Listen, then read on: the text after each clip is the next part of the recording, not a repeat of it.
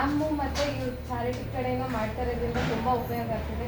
Like further ಎಜುಕೇಷನ್ಗೆ ತುಂಬ helpful ಮತ್ತು motivation ಆಗಿರುತ್ತೆ. ಮ್ಯಾಮು ಮತ್ತು ಸುಮಾ ಮ್ಯಾಮು ತುಂಬ ಅಂದರೆ ತುಂಬ ಹೆಲ್ಪ್ ಮಾಡಿರುತ್ತೆ. ಬೇಸ್ಮೆಂಟ್ ಆಗಿದ್ದು ಅವರೇನೆ.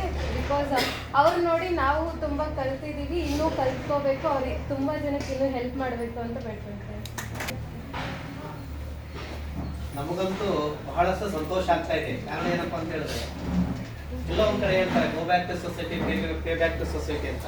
ಅಂದ್ರೆ ತಾವು ದುಡಿದಿರ್ತಕ್ಕಂಥ ಒಂದು ಹಣದಲ್ಲಿ ಇಂತಿಷ್ಟು ಸಮಾಜ ಸೇವೆಯನ್ನ, ಅದರಲ್ಲೂ ವಿಶೇಷವಾಗಿ ಹೆಣ್ಣು ಮಕ್ಕಳಿಗೆ, ಅದರಲ್ಲೂ ಬಡ ಮಕ್ಕಳಿಗೆ, ಅದರಲ್ಲೂ ಸಿಂಗಲ್ ಪೇರೆಂಟ್ ಮಕ್ಕಳಿಗೆ ಈ ರೀತಿ ಸಹಾಯ ಮಾಡ್ತಾ ಇರ್ತಕ್ಕಂಥ ಅಪರೂಪದ ವ್ಯಕ್ತಿಗಳಲ್ಲಿ ಈ ನಮ್ಮ ಒಂದು ಸನ್ಮತಿ ಟ್ರಸ್ಟ್ ಮತ್ತು ಮೈ ಲಿಟಲ್ ಬೀಟ್ ಸಂಸ್ಥೆ ಬಹಳಷ್ಟು ಮುಖ್ಯವಾಗಿರ್ತಕ್ಕಂಥದ್ದು.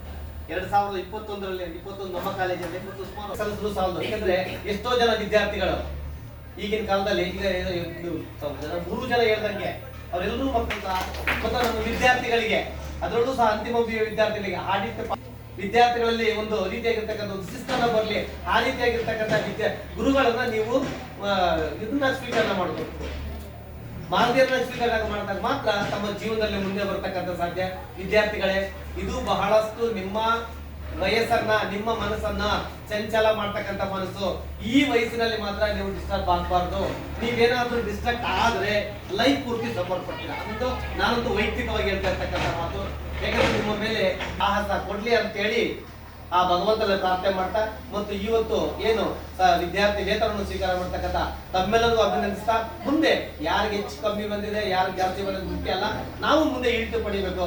ಮತ್ತೆ ಈ ಹಣವನ್ನ ದಯವಿಟ್ಟು ಮತ್ತೆ ಹೇಳ್ತಾ ಇದ್ದೀನಿ, ಈ ಹಣವನ್ನ ಸದುಪಯೋಗ ಮಾಡ್ಕೊಳ್ಳಿ. ಯಾವುದೇ ರೀತಿಯಾಗಿರ್ತಕ್ಕಂಥ ಆಡಂಬರದ ವೆಚ್ಚ, ದುಂದು ವೆಚ್ಚಗಳಿಗೆ ಬಳಸಬೇಡಿ. ನಿಮ್ಮ ವಿದ್ಯಾರ್ಥಿಗೆ, ನಿಮ್ಮ ಮುಂದಿನ ಭವಿಷ್ಯಕ್ಕೆ ಇಂಥ ಹಣವನ್ನು ಬಳಸ್ಕೊಳ್ಳಿ. ಮುಂದೆ ನಿಮ್ಗೆ ಆವಾಗ ಹಣದ ವ್ಯಾಲ್ಯೂ ಗೊತ್ತಾಗುತ್ತೆ, ಹಣದ ಕಷ್ಟ ಗೊತ್ತಾಗುತ್ತೆ. ನೀವು ಈ ಹಣವನ್ನು ಏನಾದ್ರು ದುಂದು ವೆಚ್ಚ ಮಾಡಿದ್ರೆ